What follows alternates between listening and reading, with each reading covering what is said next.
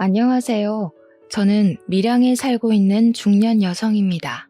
2년 전 안타까운 사고를 겪고 아직도 그때의 공포와 후유증에서 벗어나지 못하고 있기도 하죠. 여전히 제 탓 같기만 한 그날의 일 때문에 남편 생각이 많이 나는 오늘입니다. 날이 좋아도 흐려도 남편 생각이 내내 가슴속에서 떠나질 않아 괴로운데 이게 참 병원의 힘으로도 극복하기가 어렵더라고요. 제가 전생에 큰 잘못을 지었기 때문에 일이 벌을 받는다고 해야 되는 걸까요? 밤만 되면 우는 것도 지치고 새벽 도중 잠에서 깨서 한참을 멍 때리고 있는 시간도 너무 힘이 들어서 사연을 찾게 되었어요. 그래도 이곳에는 저만큼이나 힘든 경험을 한 사람들이 수두룩하더라고요. 다들 위로받아 가시길래 저도 한번 글을 남겨봅니다. 저는 저랑 남편 그리고 아들까지 해서 셋이서 살고 있었어요. 그리 유복한 집이 아니었지만 유복한 집 못지않게 아주 행복하게 살았습니다. 특히 제 남편은 남편으로서 또는 아빠로서 늘 진심을 다하는 사람이었어요. 집안의 가장이 똑바른 사람이었기에 우리 집은 큰 갈등 없는 가정이었습니다. 아들도 올곧게 커주었죠. 해주는 것도 없는데 어쩜 그리 바라는 것마저 없는 건지 처음에는 아들이 다른 아이들과 달리 어릴 적부터 딱히 욕심이 없길래 걱정을 많이 했습니다. 그런데 아들이 철이 빨리 들었던 것 뿐이더라고요. 애들이 철이 빨리 드는 건 안 좋다고 말씀들 하시는데 그런 걱정과 달리 저희 아들은 당시 사춘기가 왔는데도 일탈을 해본 적이 없네요. 저는 당시만 해도 시집을 무척 잘 갔다고 생각했어요.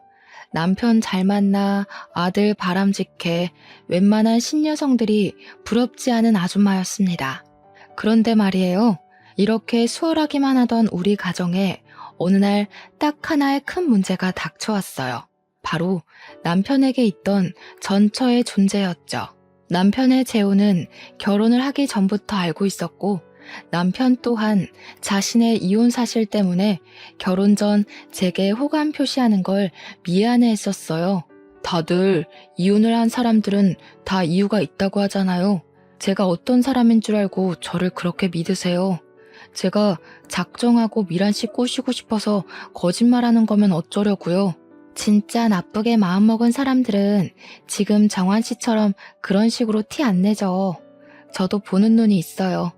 제가 하루 이틀 지켜보고 이러는 줄 아세요? 남편은 자신의 이혼 이력을 마치 죄명처럼 여겼지만 괜찮았어요. 저는 남편의 환경보단 남편의 인품이 더 눈에 들었던 사람이거든요. 이만한 남자 못 만나겠다 싶어서 제가 먼저 적극적으로 대시를 했고 남편은 제게 미안해하기만 하다가 끝내 저를 받아주었습니다. 그때 남편이 전처의 얘기를 잠깐 해준 적이 있었는데 전처가 자신의 가난 때문에 고생을 너무 많이 해서 이혼을 요구했다고 했어요. 제가 만날 당시 남편은 제법 자리를 잡고 있는 직장인의 위치였던지라 가난하지는 않았거든요. 그렇다고 막 잘 사는 정도도 아니었어요. 아무튼 전처가 그랬다니 그때는 남편이 굳이 설명하지 않아도 얼마나 힘들었을지 가늠하고 이해했었습니다.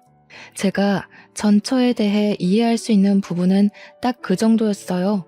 그리고 남편도 제 진심을 알고 더 이상 전처를 언급하지 않았습니다.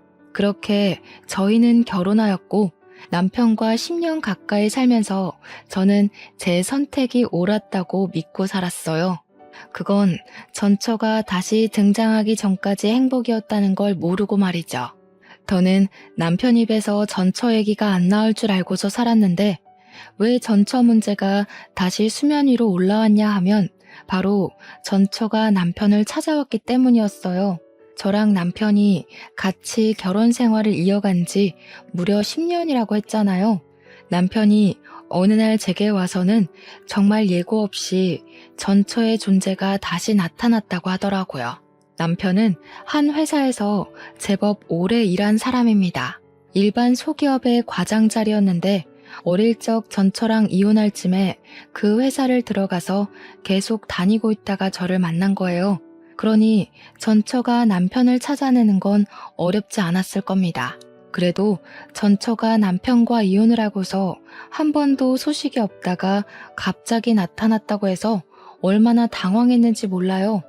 전처가 왔었다는 그날 저녁에 남편이 제게 심란한 얼굴로 얘기를 꺼내더라고요. 전처가 말기암이래. 그래서 마지막 소원이 있다고 재훈이랑 한 달만 같이 있을 수 있냐고 하네. 뭐? 같이 살아달란 소리야? 이혼해놓고 10년 만에 연락 와서 갑자기 그게 무슨 소린데? 당연히 안 된다고 했지? 미안해. 아직 대답 못했어. 나도 워낙 갑작스러웠던지라 거절은 못했거든. 당신한텐 정말 미안하지만 재훈이 생모잖아. 한두 달밖에 못 산다고 하는 게 마음에 걸렸어. 맞습니다. 사실 제 아들은 제가 낳은 자식이 아니에요. 재훈이는 남편과 전처 사이에 나온 자식이고 남편은 저와 만날 때 아들의 존재를 바로 밝혔었습니다. 저는 그것마저 흔쾌히 받아들일 준비가 되었을 만큼 남편을 사랑했어요. 그리고 우리 아들을 남편의 아이라고만 생각했지 절대 전처의 아이라고는 생각하면서 살지 않았습니다. 아들은 제 품에 안겼을 때 겨우 2발로 걷는 아기였어요.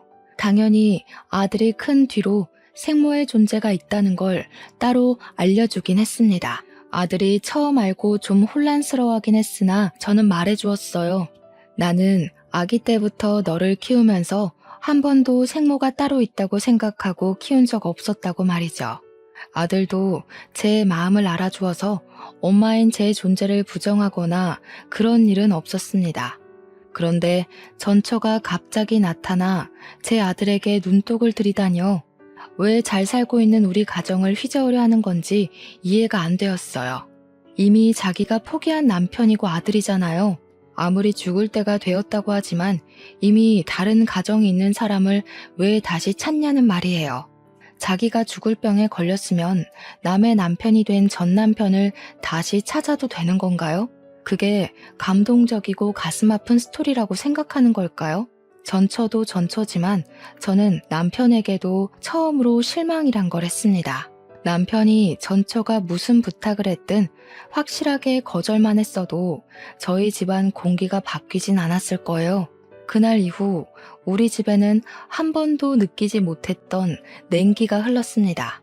저는 남편의 생각을 당연히 단호하게 거부했고 남편은 그것에 대해 계속 고민하면서 시간을 흘려보냈죠. 그러던 어느 날 남편이 베란다에서 누군가와 통화하는 걸 보았어요. 슬그머니 가서 엿들었더니 통화 상대가 전처인 것 같더라고요. 그럼 입원 안 하고 그냥 집에서 보내려는 거야? 그러다 갑자기 큰일 나면 어쩌려고? 괜찮겠어? 어차피 가망이 없는 삶인데 언제 죽든 상관없지 뭐. 차라리 빨리 죽어버렸으면 좋겠다는 생각도 해. 너무 아플 때면 스스로 목숨도 끊고 싶더라. 그런 생각하면 안 되지. 할 수 있는 데까지는 버텨야 돼. 기다려봐. 내가 어떻게든 아내 설득해 볼게. 우리 와이프 그렇게 나쁜 사람 아니라서 당신 입장 이해해 줄 거야. 남편이 저를 잘 모르는 부분도 있었나 봅니다. 그럴 수밖에요. 10년 넘게 살아오면서 저 또한 남편에게 이럴 수 있는 여자라는 걸 처음 알았거든요. 저는 둘의 통화를 참지 못하고 베란다로 들어갔습니다. 남편의 휴대폰을 빼앗아 제가 받았어요. 저희 남편이 저를 잘 모르는 것 같아서 대신 말씀드릴게요. 말기암이라는 건 정말 유감입니다. 그런데 제 아들은 안 돼요. 가족이란 건 이미 손 놓으셨으면 그걸로 끝이라고 생각해요. 이렇게 다시 찾아서 남의 가정 뒤흔들어 놓을 거였으면 이혼을 하지 말았어야죠. 여보, 이리 내. 지금 그런 상황 아니야. 들어가서 설명할 테니까 휴대폰 이리 줘. 말기암이면 남의 가정이 파탄 나든 말든 그렇게 이기적이어도 되는 거예요? 아무리 죽기 전에 마지막 소원이라지만 기본적으로 윤리는 지켜야죠. 저는 그쪽 때문에 죽겠다고요. 남편은 결국 제게 큰 호통을 치면서 휴대폰을 강제로 앗아갔습니다. 그리곤 전처에게 다시 전화하겠다는 말을 하고서 끊었고 방으로 들어가 버렸어요. 속이 열불이 난다는 기분이 어떤 건지 그때 처음 느껴봤네요. 저희 집은 원래 큰 소리가 나는 집안이 아닌데 전처의 등장 이후로 번번이 큰 소리가 나니 아들도 깜짝깜짝 놀라는 것 같았어요. 아들은 저와 남편이 목청을 높일 때마다 불안했는지 한 번씩 방 밖을 나와서 눈치를 보더라고요. 이렇게 시간만 보내다간 뭐 하나 해결되는 거 없이 가족 관계가 망가져 버릴 것 같았어요. 계속 이렇게 날짜만 보낼 수는 없었어요. 그 망할 전처의 존재 때문에 저희 집이 이렇게나 흔들려야 하는 걸 두고 보기가 힘들었습니다. 남편도 전처에게 시간이 얼마 없으니 초조해지는지 더 예민하게 행동하더라고요. 우리는 결국 아들의 뜻에 따르기로 했습니다. 아들에게 이 커다란 문제를 떠안기기 미안했지만 어쨌든 전처에게 가야 할 사람은 아들이니까 아들의 생각이 중요했어요. 처음 아들에게 물었을 때 아들은 저를 생각해 주는 건지 남편의 제안을 거절했습니다.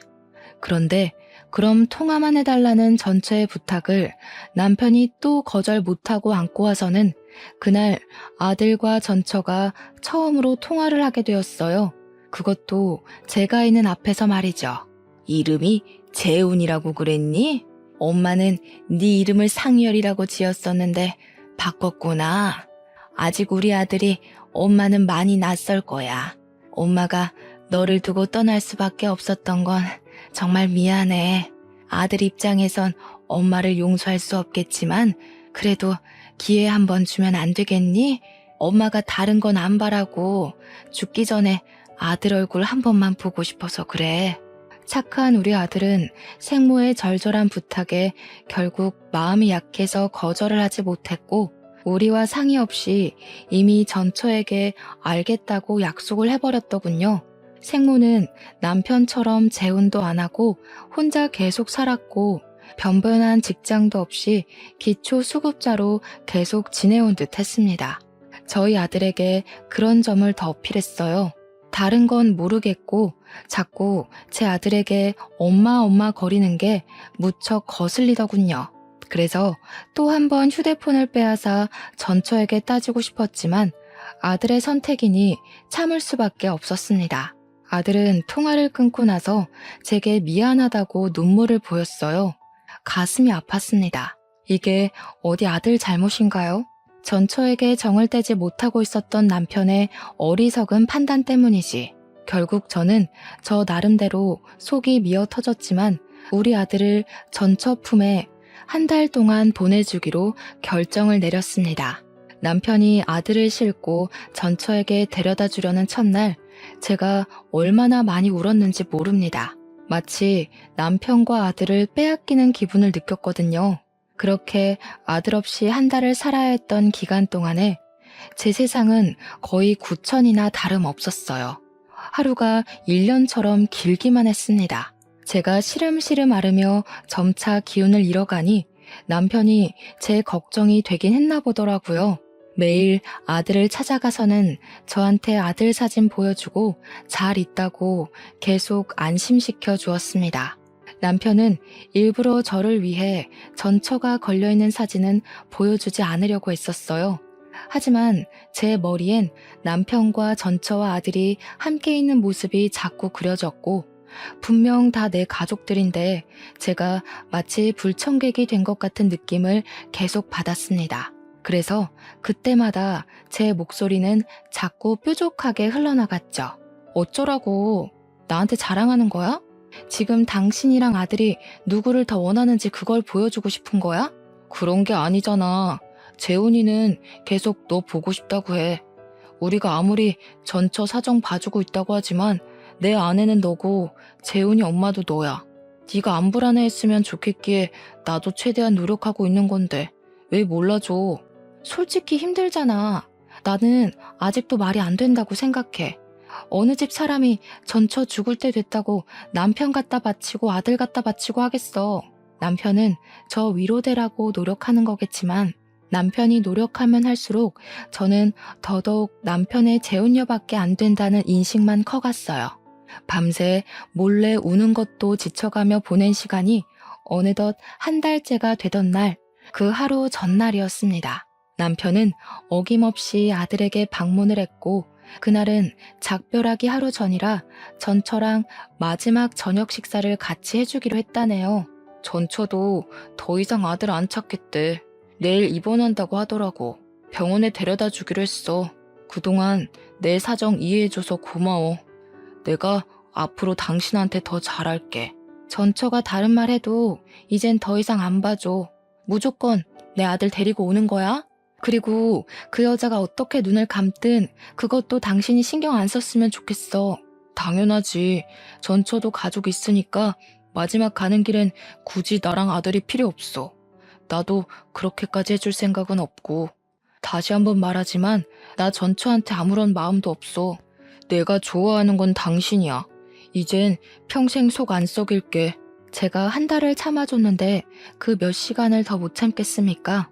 저는 남편에게 알아서 하라는 말을 한 뒤 다음 날만 목 빠지게 기다렸어요. 다음 날이 되면 남편이 아들을 또 데리러 갈 것이고 제 아들은 다시 제 품으로 돌아올 테니까요. 마음도 싱숭생숭하고 시간도 너무 안 가서 아들 기다리는 김에 저는 아들방 청소까지 다시 한번 싹 했습니다. 사실 아들이 없는데도 거의 매일 아들방을 청소했어요.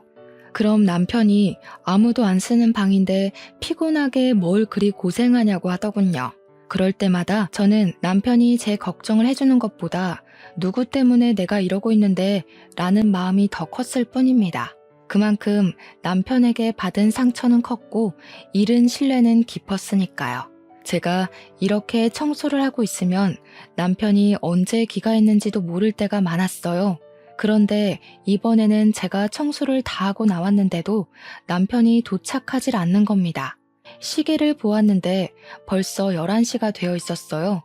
남편은 여태 아무리 늦어도 저녁 9시 전이면 집에 들어왔던 사람입니다. 사람이 와야 할 시간에 안 오면 밉든 아니든 걱정되잖아요. 마지막 날이라서 더 오래 있으려고 하는 건가? 그렇게 이해해주며 기다리길 1시간째. 자정이 넘어갈 시간이 되자 결국 전화를 해봐야겠더라고요. 그래서 휴대폰을 들었는데 그 타이밍에 남편한테 전화가 먼저 왔습니다. 근데 받은 사람은 남편이 아닌 아들이었어요. 그리고 그날 저는 아들한테서 충격적인 소식을 들었습니다. 아빠랑 아줌마랑 같이 나갔는데 5시간째 안 들어와. 나 버리고 간 건 아니겠지? 무서워, 엄마. 여기 밤 되면 주변에 사람도 없고 편의점도 없어. 나 혼자 동떨어져 있는 것 같아. 뭐? 아빠가 아줌마랑 같이 나갔어? 아니다. 엄마가 갈게. 거기 어디야? 주소가 어떻게 돼? 주변에 우편물 있는지 찾아봐. 저는 아들에게 문자로 주소를 받고 급히 택시를 타고 찾아갔습니다.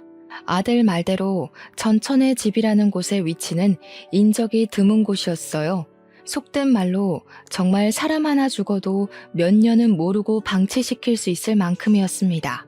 이런 무서운 곳에 우리 아들을 한 달이나 뒀다는 사실은 저를 또 한 번 괴롭게 만들었어요. 저는 당장 아들을 봐야 했습니다. 전처 집 초인종을 누르자 아들이 나왔는데 혼자서 많이 무서웠는지 저를 보자마자 안기더군요. 저는 그런 아들을 다독이면서 집 안으로 들어갔어요. 거실 바닥을 보니까 분명 다 같이 저녁을 먹은 흔적은 남아 있었습니다. 아들한테 다시 한 번 더 남편과 전처의 행방을 물었는데 아들은 그저 전처가 남편한테 따로 할 말 있다고 밖으로 데리고 나간 것밖엔 모른다고 하더군요. 저는 일단 아들을 잠깐 집에 두고서 집 주위를 둘러봤어요. 남편을 부르면서 돌아봤으나 찾을 수가 없었습니다. 남편 폰으로 전처 연락처를 찾아서 전화해도 전처 휴대폰마저 꺼져 있어서 기다리는 것 말고는 할 수 있는 방법이 없었어요. 그렇게 저는 아들과 같이 그곳에서 하루를 지냈습니다. 그럼에도 전처랑 남편은 나타나질 않았고 어쩔 수 없던 저는 일단 아들을 데려간다는 메모만 적은 뒤 그 집을 빠져나왔어요. 그리고 저는 그렇게 남편을 잃게 되었습니다.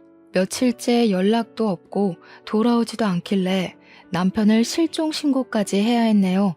당최 이게 무슨 일인지 어안이 벙벙했어요. 남편이 이렇게 사라진 것이 혹시 그 말기암 전처에게 마음이 흔들렸기 때문일까 그런 생각도 했습니다.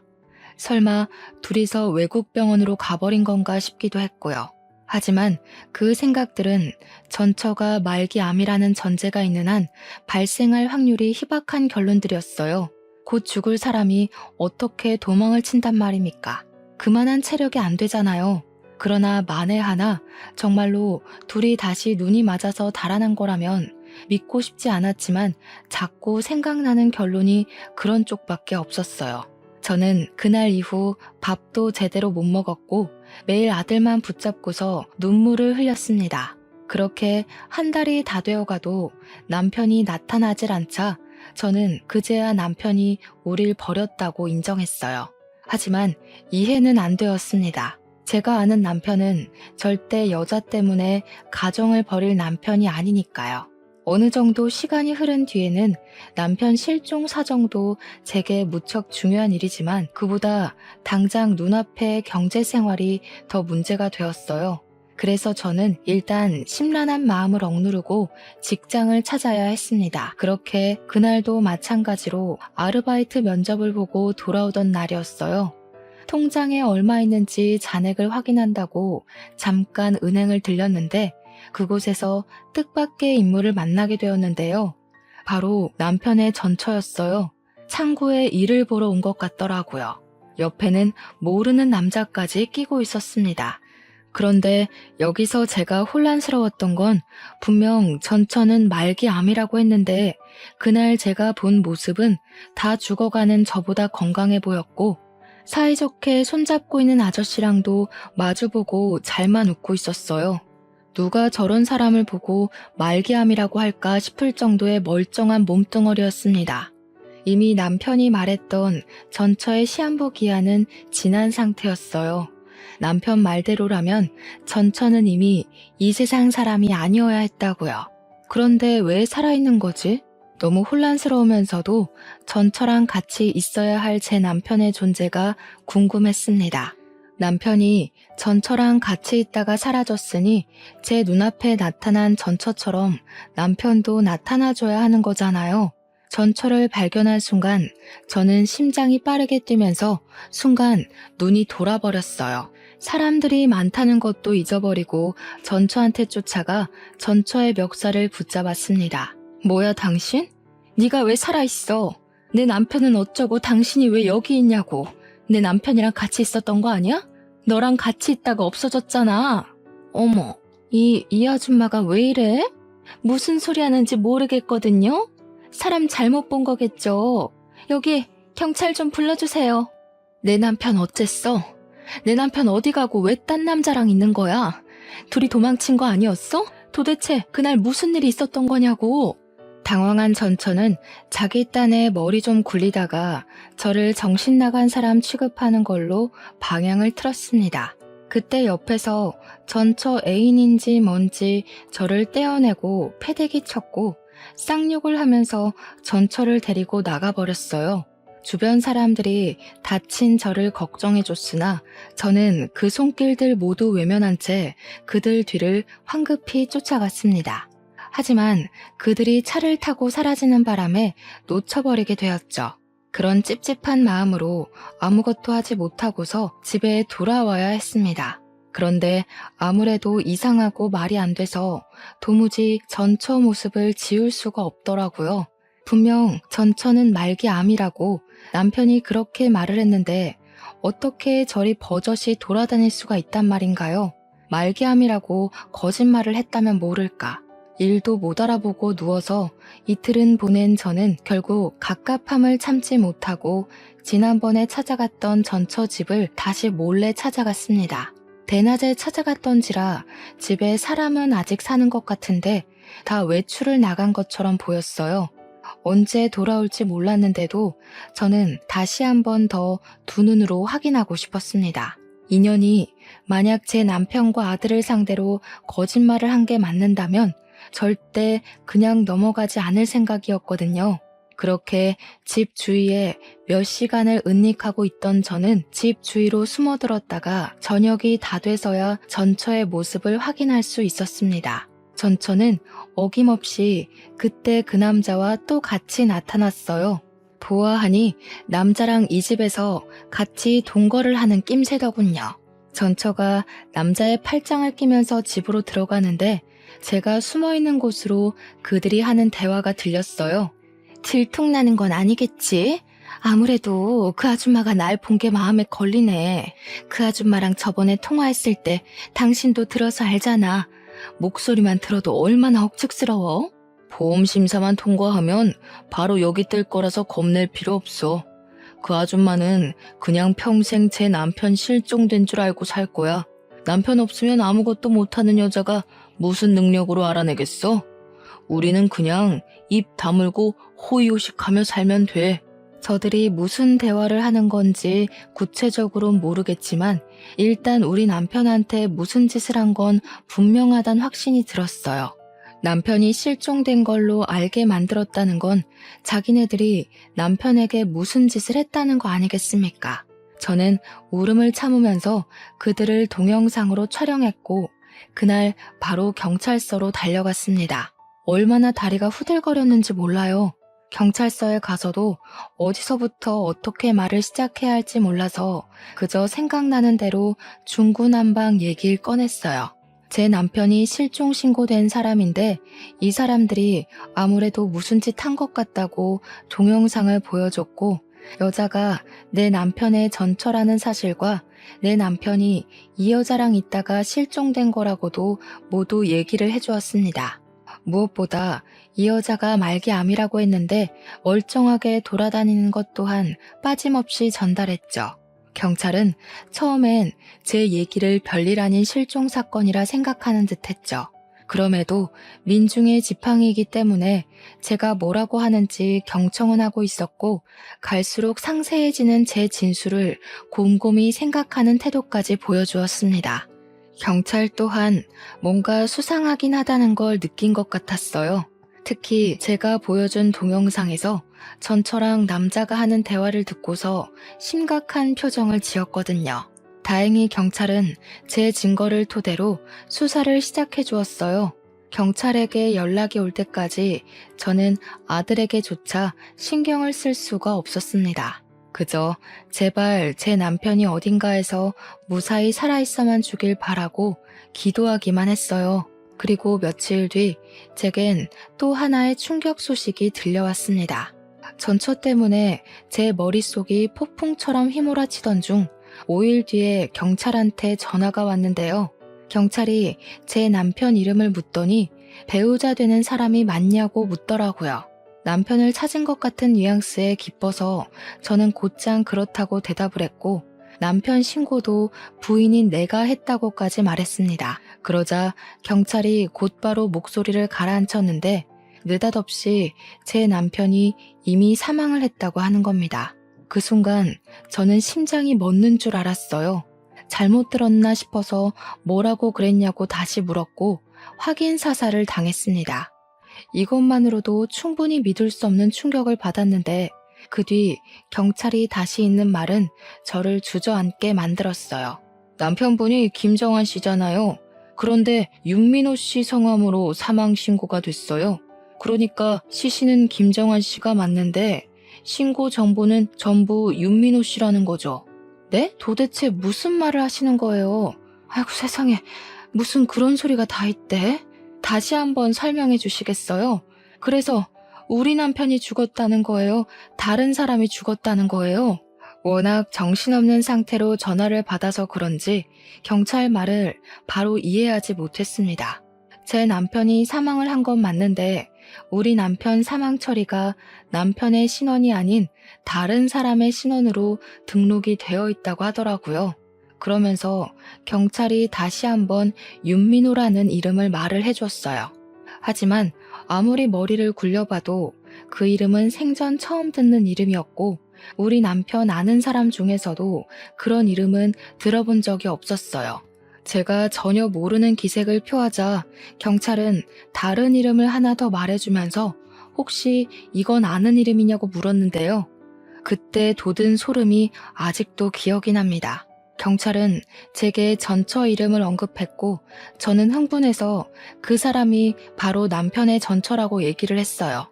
그러니 경찰 쪽에서 오는 반응은 역시나라는 느낌이었습니다. 경찰은 한숨을 푹 쉬면서 아무래도 사망보험금 수령을 위한 보험 살인 같다고 하더군요. 전처가 분명 말기암 환자라고 했는데 전처 앞으로 된 진단명 같은 건 전혀 조회되지 않았다고 하면서 말이죠. 살인이요? 지금 제 남편이 살인을 당했다는 거예요? 아니, 보험 살인이 뭔데 그런 게 있어요. 우리 남편이 왜 그런 일에 연관이 되어 있는 건데요? 살인이라니. 일평생 저랑은 관계없을 것 같은 단어의 등장에 긴장이 덜컥 되었습니다. 대체 이게 뭔 난리인가 싶어서 일단은 경찰이 해주는 말을 부정했어요. 내 남편 사망 아니라고 뭐 잘못한 거 아니냐부터 내가 애초에 실종해서 신고를 했던 건데 뜬금없이 사망 소식을 전하는 게 말이냐고 대체 이게 뭔 소리냐고 겁에 질려서 질문만 했어요. 하지만 경찰한테서는 제가 듣고 싶은 대답을 들을 순 없었고 오히려 반복적인 답과 더욱 깊은 내막만 알게 되었습니다. 전처는 저희 남편과 이혼을 하고 재혼을 했다고 했어요. 자기 재혼남이랑 짜고 재혼남에게 든 사망보험금을 타기 위해 의도적으로 제 남편에게 접근을 했던 거랍니다. 제 남편이 복숭아 알레르기가 있는데 그걸 알고 있던 전처가 술에다 복숭아즙을 타서 남편을 호흡곤란으로 죽음에 이르게 했고 죽은 제 남편을 재혼남으로 위장시켜 재혼남의 사망보험금을 타려고 했던 것이래요. 실제 재혼남 앞으로 사망보험이 너무 많이 들어있어서 이를 수상하게 여긴 보험회사가 조회를 하고 조사를 시작했고 사기라는 것이 발각되었다고 했습니다. 보험회사에서 온 연락이 마침 제 남편 사건을 조사하던 중에 신고가 들어와서 그들이 바로 경찰에 잡힐 수 있었다고 합니다. 그 전화 한 통으로 제가 간절히 바랬던 남편의 복귀는 이루어질 수 없는 허상이 되어버렸어요. 전화를 끊고 나서 저는 또 울음을 터뜨려 버렸습니다. 남편의 부고 소식은 저의 모든 걸 무너뜨렸지만 일단은 경찰서로 가야만 했어요. 그곳에서 저는 다시 전처를 보게 되었습니다. 그리고 전처와 같이 그 옆을 지키고 있는 사람은 다름 아닌 그때 그 은행에서 마주쳤던 아저씨였어요. 저들이 제 남편을 보험 타먹으려고 죽게 만들었다는 거잖아요. 경찰에게 듣기만 했을 때보다 직접 눈앞에서 그 욕망에 찌든 모습을 보니 제 분노는 이루 말할 수 없이 솟구쳤고 저는 아랑곳 없이 다짜고짜 달려가 전처 등짝을 패기 시작했어요. 당신들이 사람이야? 어떻게 내 남편을 그런 식으로 이용을 해? 한때 가족이었던 사람한테 어떻게 그럴 수가 있냐고. 내 남편은 네가 죽는다고 했을 때 아들 생모라고 안쓰러워하기까지 했는데 어떻게 그런 착한 사람한테 정신 나간 짓을 할 수가 있어? 전처는 제게 두들겨 맞는 것에 짜증내면서도 자기 재혼남한테 성질을 부렸습니다. 내가 이 아줌마 찝찝하다고 했지. 진작에 이 아줌마까지 손봤으면 걸리는 일 없었을 거 아니야. 대담한 짓까지 해놓고 왜 이런 실수를 대비 안 해? 네 탓이라고? 집 주소 들킨 게 누군데? 애초에 너네 집 노출 안 시키고 어디 다른 데로 왜 불렀으면 이런 일까지 안 왔겠지. 둘은 서로 반성할 기미는 안 보이고 서로 제 남편 죽인 걸 등한시하고 있었습니다. 제 남편의 죽음이 이런 골빈 사람들 때문에 더더욱 가벼워지는 게 너무 싫었어요.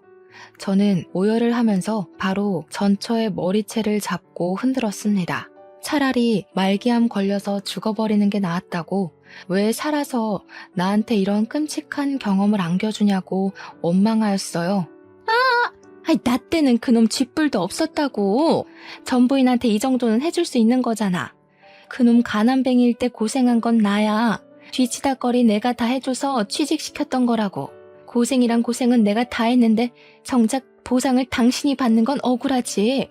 아무리 그래도 그렇지 어떻게 사람을 죽일 생각을 해? 네가 뭐라고 짓거리든 짐승만도 못한 짓 벌인 건 사실이야. 착한 사람 이용해서 죽여놓고 뻔뻔하게 변명하고 싶어? 남편이 날 버린 줄 알고 얼마나 원망했었는데 니까짓게 이런 짓을 벌인 줄도 모르고 나는 남편이 가는 순간에도 남편 욕만 했었다고. 우리가 뭘 잘못했다고 이런 지옥을 떠넘겨? 그런 남자 골라서 결혼한 건 그쪽 선택이잖아. 그쪽이 잘못 선택해서 이 꼴난 걸 왜 나한테 따져? 내 전 남편 재혼녀가 그쪽 아니었어도 전 남편은 이렇게 될 운명이었어. 당신이 거길 기어들어온 거잖아. 솔직히 당신도 돈 못 받을까봐 이렇게 난동 부리는 거 아니야? 남편이 전처의 처지를 얼마나 잘 이해해줬는데 어떻게 이런 저급한 발언을 할 수가 있는 건지. 이런 괴물 같은 사람이 같은 땅을 밟고 살아가고 있다는 게 믿기지가 않았어요. 저는 참지 못하고 전처의 뺨을 후려쳤습니다.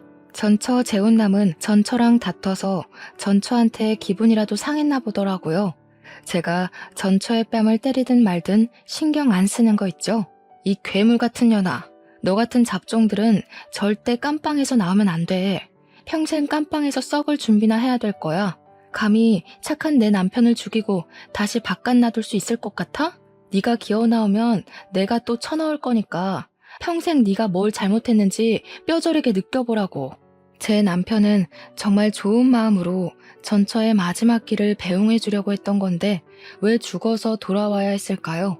생각할수록 너무 화가 났고 전처랑 재혼남에게서 반성의 기미가 안 보여 더 괴로웠습니다.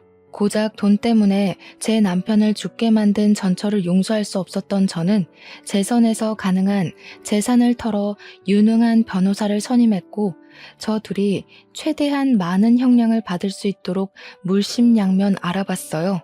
남편의 마지막 가는 길 배웅도 못 해줬는데 남편의 억울함이라도 풀어주고 싶었거든요. 저는 이걸 저만 알도록 그대로 묻히지 않고 남편 잃은 억울함을 각종 뉴스에 제보했습니다. 보험 사기와 관련해 인터뷰까지 자처해서 진행했어요. 전처를 만나고 온 남편이 실종되어 결국 사망한 사건으로 많은 매스컴의 관심을 받게 되었죠. 방송국에서 그토록 많은 러브콜을 주어서 정신없는 시간을 좀 많이 보냈어요. 전처와 재혼남의 얼굴은 까발려지지 않았지만 신상은 이미 다 공개가 되었고 그들은 기사를 접한 온 국민에게 질타의 대상이 되었습니다. 그렇게 산만한 시간을 보낸 뒤 저는 제 남편의 사망 신고도 남편 이름으로 다시 정정 신고를 했어요. 다른 사람 이름이 적힌 유골함도 남편의 이름을 찾아주어 제가 아는 납골 땅으로 이적해 안치해 두었습니다. 우리 불쌍한 남편, 가족들이랑 인사도 못하고 제 명이 아닌 시기에 운명을 달리하여 얼마나 한이 맺혀 있겠습니까? 장례식도 제 손으로 치러주지 못했는데 어떻게 착하게만 살았던 사람에게 이리도 불행하게 생을 마감시키는 건지 하늘이 원망스러웠어요. 이렇게 제게서 남편을 앗아간 그 썩을 놈들을 고소했는데도 제 마음은 구멍이 뚫린 것 마냥 허하기만 했습니다. 아무래도 제가 뭘 하든 남편은 영영 돌아올 수 없는 곳으로 가버렸다는 사실을 받아들이기 싫었기 때문이겠죠. 이런 제 사정을 알아주신 건지 보도를 탄 이후 저희 동네뿐만 아니라 모르는 사람들까지도 저와 아들의 처지를 알아봐 주셨어요. 우선 동네에서는 아주머니들이 어린 아들이 있는데 제가 밥도 못 먹고 기운도 못 차리니까 그게 걱정이 되었는지 반찬도 많이 챙겨주시고 아들이 좋아할 만한 맛있는 식품도 많이 챙겨주셨고 또 제 아들에게는 용돈을 쥐어주는 분들도 계셨어요. 그땐 아들이 길에만 나가면 하루 5만 원에서 10만 원은 쥐고 귀가를 했었습니다. 뿐만이 아니었어요. 사회에서는 저희에게 더 큰 마음을 보여주었습니다. 가족이 없고 남편이 유일한 보호자였던 제게 보험회사가 연락이 왔는데 남편의 사망보험금 총 2억을 지급해 주더라고요. 그리고 이 사실이 남편의 회사에도 소문이 퍼져서 직원들이 남편을 위해 위로금 3천만 원을 모아주었고 남편의 퇴직금까지 받게 되었습니다. 이 많은 고마운 손길들 덕분에 저랑 아들은 앞으로 살아가는 데에 당장은 무리가 없어졌어요. 남편이 좋은 사람이 맞다는 게 이렇게 또 증명이 되니 감사하면서도 제 마음이 울적하더라고요. 그래도 이 모든 도움들은 남편이 저희에게 남기고 간 마지막 가장의 책임감이 아닌가 싶습니다. 하지만 그런다고 가장을 잃은 무게는 저와 아들에게 평생 지울 수 없는 아픈 상처로 남을 겁니다. 그때로부터 2년이 지났음에도 현재 저는 우울증의 정신과 약까지 복용을 하고 있어요. 아직도 과거의 기억에서 벗어나지 못했고 남편이 제게 처음 전처의 소식을 갖고 온 그날 남편을 더 심하게 뜯어말렸더라면 이런 사고를 막을 수 있지 않았을까 후회를 계속하고 있답니다. 머릿속에 가득 차서 일상생활이 불가능할 정도로요. 근데 그게 우리 아들한테도 영향을 끼쳤나 봅니다. 아들은 한참 친구들이랑 뛰어놀 나이인데도 학교 마치면 늘 바로 귀가를 해서 제 곁에 있어줘요. 저를 억지로 일으키고 맛있는 거 먹고 싶다고 조르고 가끔씩 산책도 데려나가 줍니다. 아빠도 없는데 엄마까지 잃으면 자기는 정말 살 수가 없다고 하는 아들의 말을 들을 때면 저도 잠시 정신이 번쩍 들긴 해요. 제가 차마 아들한테는 아빠가 그렇게 돌아가셨다는 말은 못 해줬고 사고로 눈을 감았다고만 알렸거든요.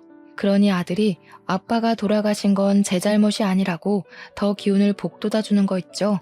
그런데 아들도 한편으로는 아빠의 죽음이 자기 때문이라고 말할 때가 있는데요.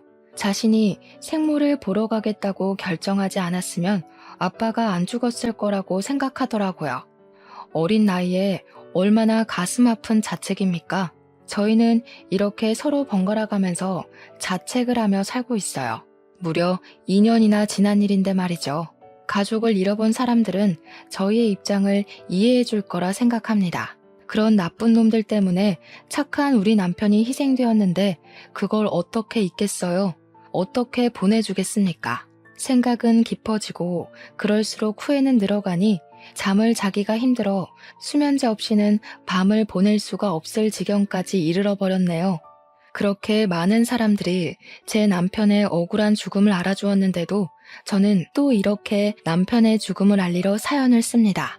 남편이 세상에서 잊히지 않았으면 좋겠고 이렇게 해서라도 한 맺혔을 우리 남편의 마음을 위로해주고 또 위로해주고 싶거든요. 이것만이 제가 남편을 위해서 할 수 있는 최선이지 않을까 싶습니다.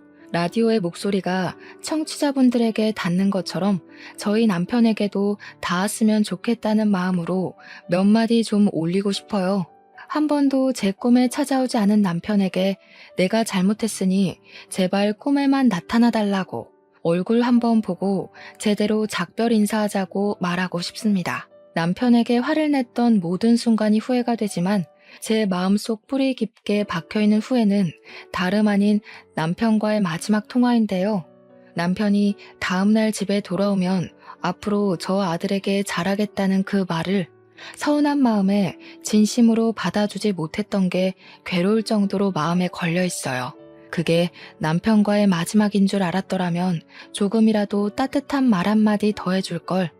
왜 내 그릇은 그리도 작아서 남편 가슴에 대못을 박았는지 남편에게 미안하다고 말해주고 싶고 죽을 때까지 당신의 존재를 잊지 않고 마음에 품고 살겠다고 혹시나 만나게 된다면 그렇게 용서를 빌고 싶습니다. 이 모든 삶이 그냥 긴 꿈이거나 누군가의 소설이면 얼마나 좋을까요? 세상에 신이 있다면 제가 죽기 직전 한 번이라도 제게 남편과 작별 인사를 제대로 할 시간을 주겠죠. 그날을 손꼽아 기다리면서 아들과 함께 이 고된 시간을 버티며 살아가도록 하겠습니다. 제 남편 이야기 들어주셔서 감사해요.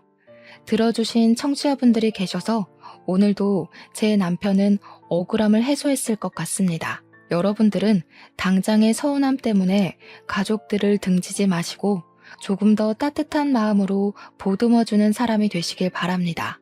제 사연을 보시고 위로의 한마디 부탁드릴게요. 고맙습니다.